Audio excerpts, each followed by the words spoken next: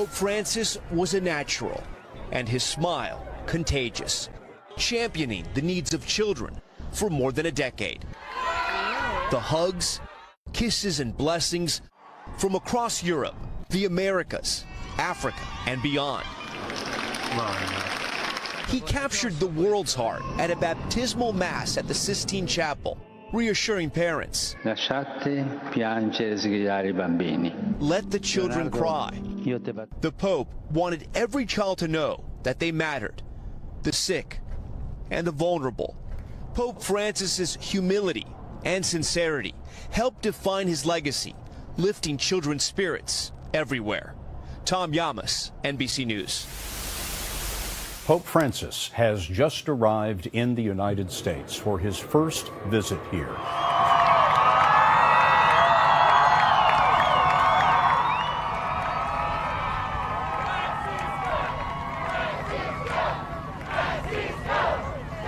He's greeting the president. Your first trip as Pope was to the island of Lampedusa, where you talked about suffering. And I was so struck when you talked about the globalization of indifference. What is happening? Do you want me to state it plainly? People wash their hands. There are so many Pontius Pilates on the loose out there who see what is happening, the wars, the injustice, the crimes. That's okay, and wash their hands. It's indifference. That is what happens when the heart hardens and becomes indifferent. Please, we have to get our hearts to feel again. We cannot remain indifferent in the face of such human dramas. The globalization of indifference is a very ugly disease. Very ugly.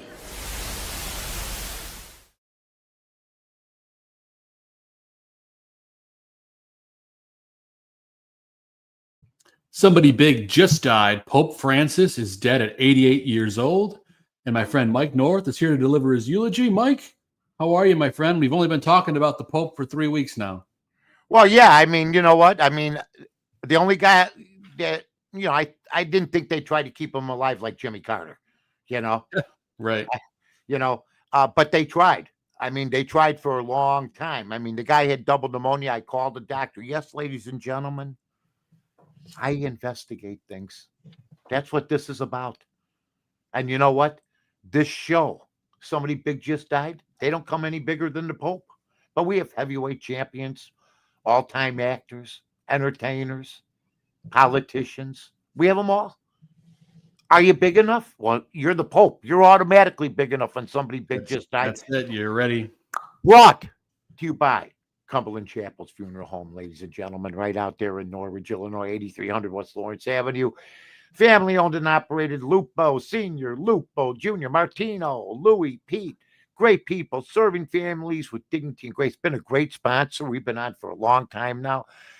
You know what? I mean, you can't ask for anything better. I mean, it's a natural. There's some testimonials, some people that just recently passed. We'll make sure with the recent services that we put those up for the people so they can get their day in the sun. You know, life is so fleeting. There it is. It's a block long, ladies and gentlemen. Plenty of space, plenty of parking. Just wonderful. Wonderful place. They take care of you. They'll make sure that everything is under control. If this is your first time, you want somebody to walk you through. Cumberland Chapels. There you go. In Norridge. It's 8300 West Lawrence Avenue.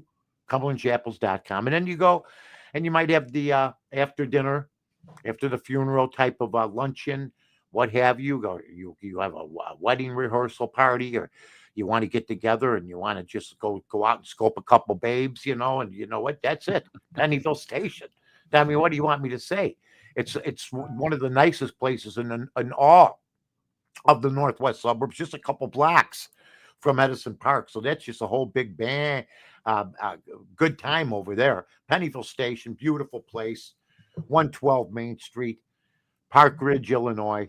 Right there, you get off at the train. You can take the train, the Metro, and just let you off right there. You just, cross the tracks and you're there. There's me with my buddy Jesse Rogers, and 847-720-4841. Tony Antonacci, The proprietor, great people. Tino Antonacci's there during the day. He won't be there tomorrow. He works Monday, Tuesdays, Wednesdays, and Fridays. But if you want a chance to meet royalty, restaurant royalty, he is the, along with his son, they have done some wonderful things. And he is the ambassador of restaurants on the northwest side of Chicago, where he originally started. Pasta Pasta is where there's a Moretti's now, right there in Edison Park. And then right across the way there, you have beautiful Pennyville Station. So here he is, Joe. First, I'm a Catholic. I went to the Catholic school. I got taught by the nun. Did you do the same thing? Or I didn't do Catholic school, but I'm a Catholic boy. All right. I went to the Catholic school, and the priest would come in once a week and give a little talk. Anything to get me away from schoolwork, that was welcome. So I listened to the priest. I'll tell you, I really was into it, into religion. I couldn't do much. I was an altar boy. Lasted a year. Got kicked out. Then I was a choir boy. That lasted about 2 years, and I got kicked out because of grades. But it was the effort that I put in. That's but right. My Latin at the time was an all Latin mass. I'm sorry. I can't even speak English. All of a sudden, I'm saying, I'm kneeling there going, I'm mumbling. And then the one day the priest came at the foot of the altar going, louder, he says. And the whole church heard it. So I just said, I don't know. I just went louder. But the Pope was revered when I was growing up. Sure. Even if you had a Pope that was a grouch, like Pope Paul VI, he was a grouch. He looked like a little bit like Sam Giancana. You know what I mean? But you had Pope John the 23rd, Pope John Paul. I mean, I cleaned up after Pope John Paul. People go, what are you talking about, Mike? And I go, I work for the Park District. He said Mass at Grant Park. Oh, that's right. So they said, get your bags and picks. And they took a bunch of crews from all over town. I was from the north side. We used to clean up the Soldier Field after the Bear games, too. But I swear to God, I've never seen such filth in my life. There were people camped there for 3 days. There were TVs, radios. They left them. And the Pope was right there. So I got a little history with the Pope. I remember when he came to Chicago. It was outstanding. I pulled a picture for you, Mike. I love it. Let's see it, kid. You know what? You're acing it down the line lately. And you're waiting for me. I'm quick to the draw, Mike. All right. Let's see it. There you go. That's it. I had to clean up after that mess. What a great time that was. There he is. Going, I can't wait to get back to the peninsula and have a cocktail. You know what I mean? Sure. Yeah. So I was confirmed by Cardinal Meyer, a great cardinal. Holy Communion, the whole thing. In 7th grade, I wanted to be a priest because a priest came in. We had a cool priest named Father Wicklander, and he was going to be he wanted to start a football team too. He was cool. Well, Mike, that's a cool priest, Mike. Yeah. Well, now I know he was cool because then I heard recently from friends that he left the priesthood and got married. So that's how. Oh, cool. geez. Okay. Yeah. Yeah, but he was cool. In other words, this guy acts like one of us. I went to Mundelein on a tour of Mundelein, and I said, man, they got a gym, they got a hockey rink, they eat good, they live good. And then down the line, a couple months later, I grabbed Patty Casper's ass, and I didn't care about being a priest again, to be honest with you. All right? So I discovered girls. Now, what are you going to do? But what are you going to do, Mike? What are you going to do? Anyway, this priest here, this Pope, did some wonderful things. He was really good with the kids. He was good with the poor. He basically did not stay at the Vatican. He didn't like the opulence. Mm-hmm. He stayed off site at another place and slept in a room with a bed and a dresser. Simple. He played the simple role. He played, and this is how he'll be remembered by many. Taking kids that were afflicted, a beautiful smile, Eberflescent. Look at this. I remember this kid was a special needs kid. They had the baptism. Just absolutely wonderful. I mean, if you have a kid and you want to get him baptized and the Pope says, I'll do it, you got to do it. There he is pouring the water over the kid. Now, his papacy began March 13, 2013. It ended just the other day, April 21st, 2025. His predecessor, who retired, was Benedict the 16th. And that was shady because then they arranged for this guy to come in. And he just worked his way up like all the pros. Here, put the cap on. Where's the cap? You just woke up. Somebody give him the cap. He like, you know what I mean? The little white cap, the skull cap. Okay. He does look like he just woke up there. He just woke up. They woke his ass up, and then he got back. See, wear the cap. So, he was from Argentina. He was ordained in 1973. He became a bishop in 1972, and the rest is history. He was all sorts of honors. I'm sorry, his ordination was December 13th, 1969. His consecration was the June 27th of 1992. He was created a cardinal. Not a bad-looking dude either. 21st of February 2001. He had that Spanish look to him from Argentina. There he is there. There he is saying Mass. I mean, I'm so old. We said Mass when the altar was facing the wall. Okay, I was an altar boy when you faced the wall. They didn't have the altar facing you. His denomination, of course, Catholic. His residence was not the Vatican papal headquarters. See, I'd stay there. It's all set, all decked out. This guy wants to sleep in my room, like a place that looked like my room when I was a little bed and everything. To let people know, hey, I'm not any better than you. I love that message. The simple life. A simple life. That's it, Joe. Way to fill in that blank. I was trying to come up with the word there. But all I'm going to tell you, it was a simple life. And he started way back when. That sounds like a Western. It does. He became sympathetic to things that were not church views. And that's what I didn't like about him. Now, before you go, well, Mike, are you a devout Catholic? I'll say I haven't been to church since Patton was a corporal. Okay. Me, I mean, we've been to mass for weddings and stuff like that, but I'm not a regular churchgoer. And, but I believed in the teachings at the time. But 50% of the Catholics that were born into Catholicism that are still around have left the church. Now you ask yourself, why have you left the church? And I'm going to give you one word, okay? Pedophilia and the problem that they have in the church. And this guy came in, all right, and did nothing.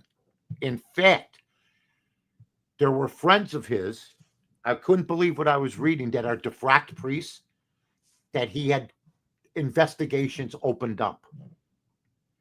And the investigations found that they were supposedly, and they were both good friends of his, not tried properly by the Vatican Conference. Everybody knows they were. Guess who got back as a priest? These two guys. And the transferring of priests from parish to parish under his watch.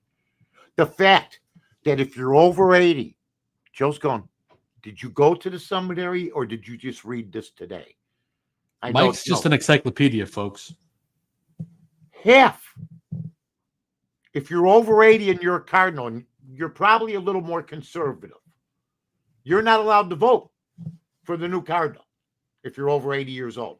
If you're under 80, okay, you're allowed to vote. Now, there are people that think the church has gotten into some bad hands, that he embraced homosexuality, and you know what? I have no problem with it, but the laws of the church have the problem with it, and he bucked the laws of the church.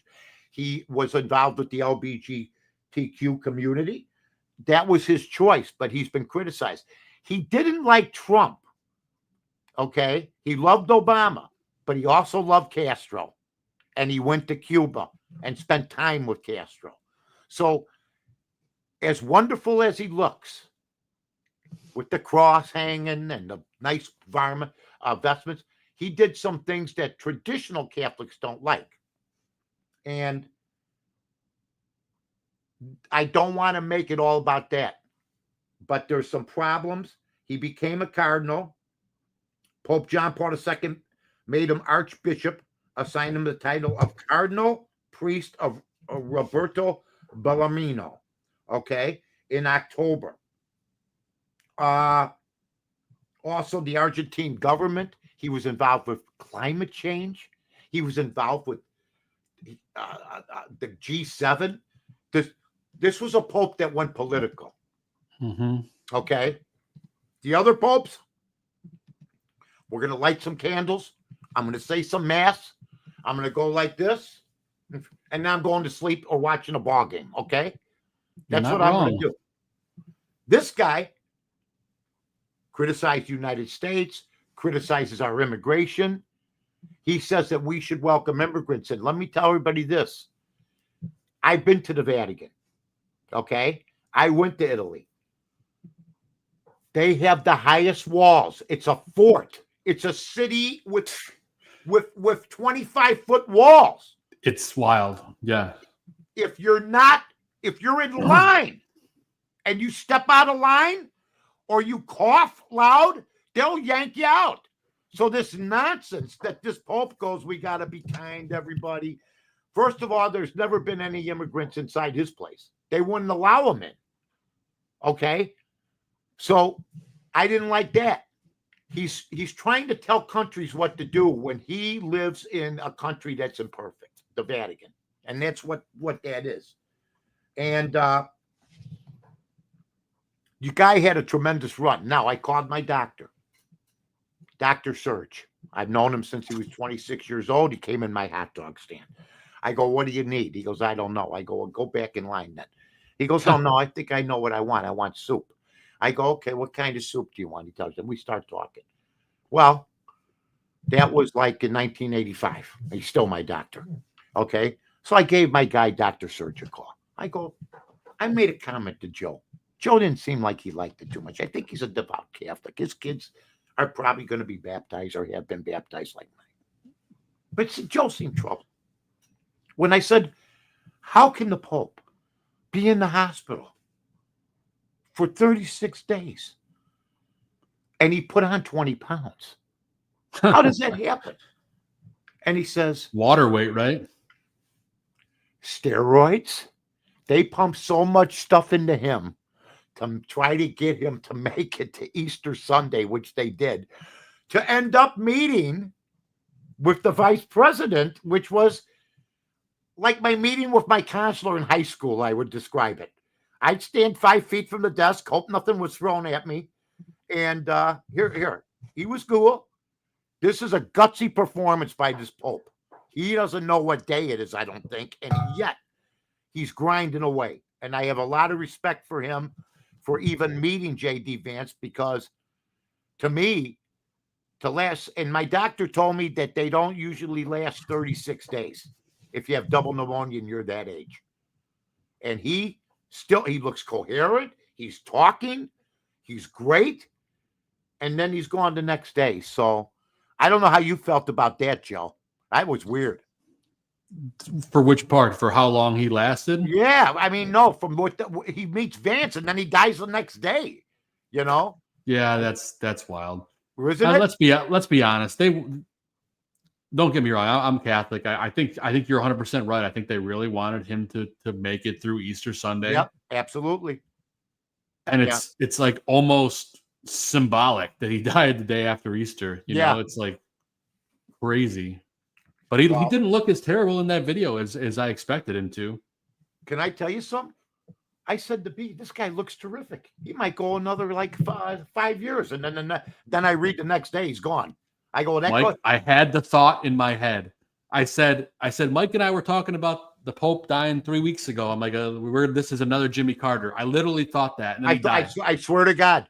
And here's another thing. I am so critical now and so worried about conspiracies. If you don't think they can find an Italian guy in his 80s that looks like this guy, you're mistaken. I was thinking stunt double. I mean, I was in Italy. There's like, out of the men that are over 80 in that town, they all look like this guy. I mean, basically, you put some vestments on somebody, march them out there. And then today, and here's another thing. When I was a kid, I wanted to be a Swiss Guard. Okay. Oh, yeah? Oh, look at the outfits. I mean, they got the spirit, but there's no doubt in my mind that if somebody charges at a priest or something, they got guns on them somewhere. Those Swiss Guards got to be packing somewhere. You know what I mean? But they got those big swords too, right? Well, yeah. But that's like in Indiana Jones when the guy was saying, "I'm going to kill you," and he was swinging the sword at him. Yeah, he just pulls out the gun. That's what I'm talking about over here. Yeah, you're probably right. We're talking about the Pope here. So we're talking about the Pope. Oh, yeah, we're talking about the Pope here. I got to read this. He's against the death penalty. That's another thing I disagree with.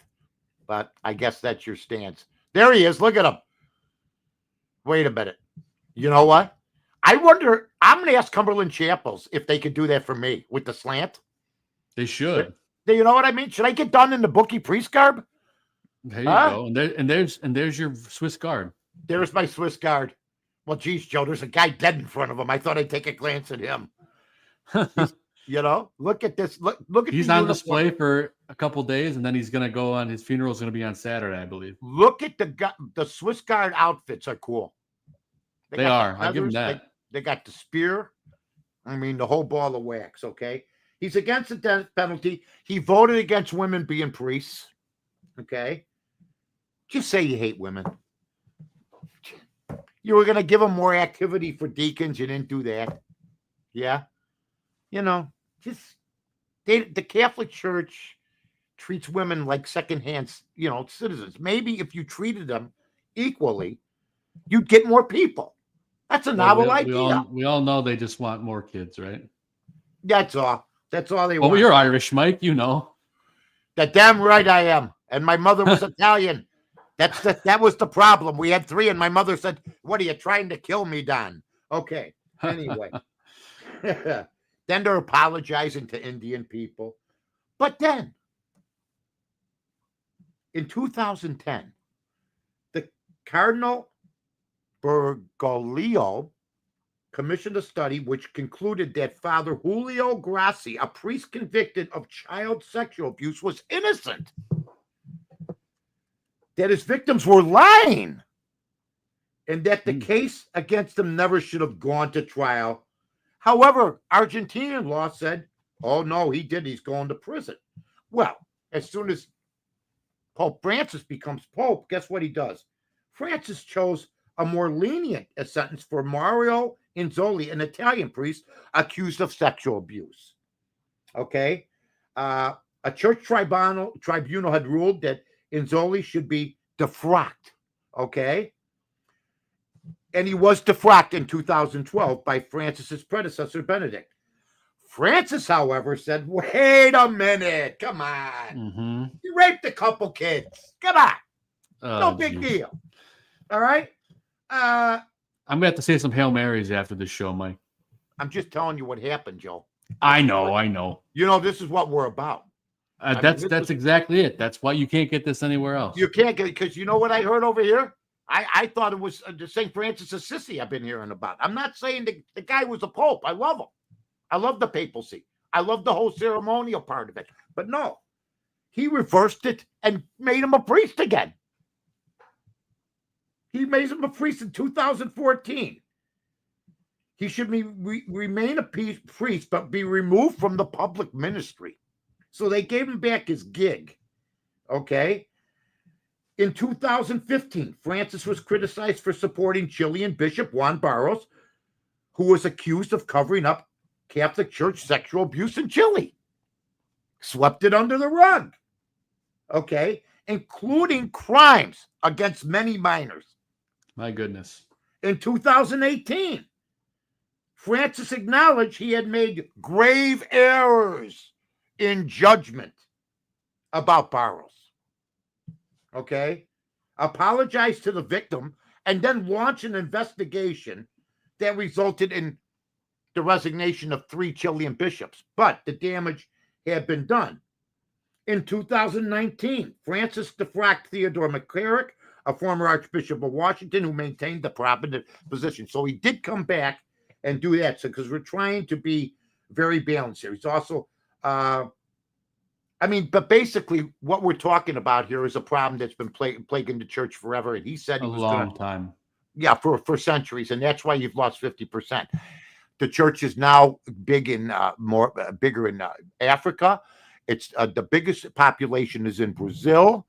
I'm going to give him credit for that. He did a lot of theological teachings. He was an evangelist, but then he got into the environment and climate change.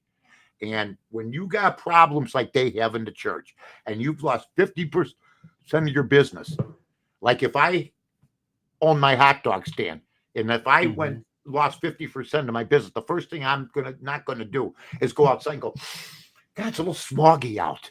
No, I'm gonna work on my business. Okay. And he ignored the business. And he's getting in, he's flying all over the place. And then he's pretending he likes he loves the poor, which he does.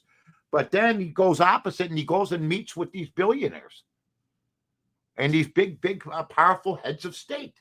So he tried different things, and I'm not against that. But he had theological disagreements, criticized, he got close with the Red Chinese, with the communist Chinese. He's a Castro sympathizer. So he had his imperfections, but at the end of the day, he did some wonderful things too. Trump says he's going to go to the funeral. There he is with Barack Obama and Michelle. There he is with Vance. But that big problem that he never got rid of, and he basically ignored and brought some priests back, is a problem that I will always have with this gentleman. But it's a problem that the Catholic Church has not dealt with in the proper way. From Boston to Chicago, we've had problems in all archdioceses. So hopefully that'll be changed up. Now, they're going to try to elect a new pope. We'll see what happens. There he is. The ceremonial part, he did not wear also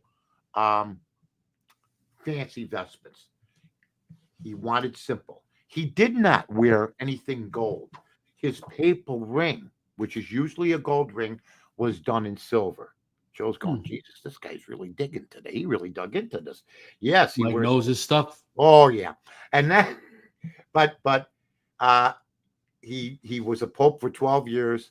He did some good things. I think some things didn't change. Some things got worse, and he didn't follow traditional teachings. He went rogue in a way, which happens with priests, or what happens with politicians, or what happens with radio hosts.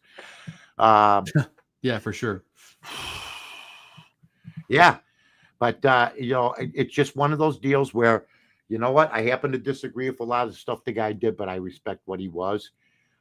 We wish him nothing but the best. By the way, before we go, Steve McMichael, we're going to be on Saturday. Look at Joe's already getting this ready. Mongo was one of the greats, no doubt about it. He's going to be missed. We're going to be featuring him Saturday night at 8:00 on Somebody Big Just Died. Right after the Barroom's coverage ends for the NFL draft, which you should tune in tomorrow, Friday, Saturday. I might just have a chest pain if we take this Genty kid at 10. I think you can find a running back somewhere else, but you better have blocking if you're going to take a running back. Ask Saquon Barkley. He played for the Giants. He was averaging 2 yards a carry, maybe 3, and they said he can't play no more. Then he goes to a team with the line, and boom. And we got a makeshift line, hopefully, if they take this Genty. I've seen them all, folks. Give you a little preview for Joe. Seen Salam, Curtis Enos, Joe Moore. These were all number 1 picks. Ronnie Bull. The 2 picks that made it. Not even Neil Anderson made it. They pushed Walter out. He gained 6,000 yards. He was hurt quite frequently. He wasn't a bad back, but you pushed Walter Payton out. He had another year in him, and you made him play fullback for this guy, and he was never half as good as Walter Payton. But I will say this. Is Swift still on the team? Yes. I don't know what they're doing. If they take Genty 10, they're out of their mind. They need a lot more offensive, defensive, tight end position, maybe with Cole play a double tight I end. think if they take Genty, they got to be thinking they're going to go something like Detroit with Montgomery and Gibbs. That would be the only comparison that I could think of. Yeah, well, they don't have Goff though, and they don't have. But you know what? I'm hopeful. I'm always hopeful. Just like I'm hopeful we're going to live forever, but that don't happen. Yes, Joe and I. Are we going to be doing this show in 10 years? I feel good about it. I think we will be, Mike. I do too. You're going to live forever, man. I don't know about me, but you're going to be doing it. Maybe I'm going to just say, yeah, you're going to be here. You're like Adam in Bonanza. We're going to hand the keys down to you, kid. Anyway, you'll still have a head of hair, Mike. Oh yeah, I want a slant like the. Give me a slant. There you go. I mean, the guy's up like this, like he's watching television. Anyway, somebody big just died. We thank Cumberland Chapels. We thank Pennyville Station. Yeah, we've had fun with these shows lately because you know what? You know what? If you die, you don't know it.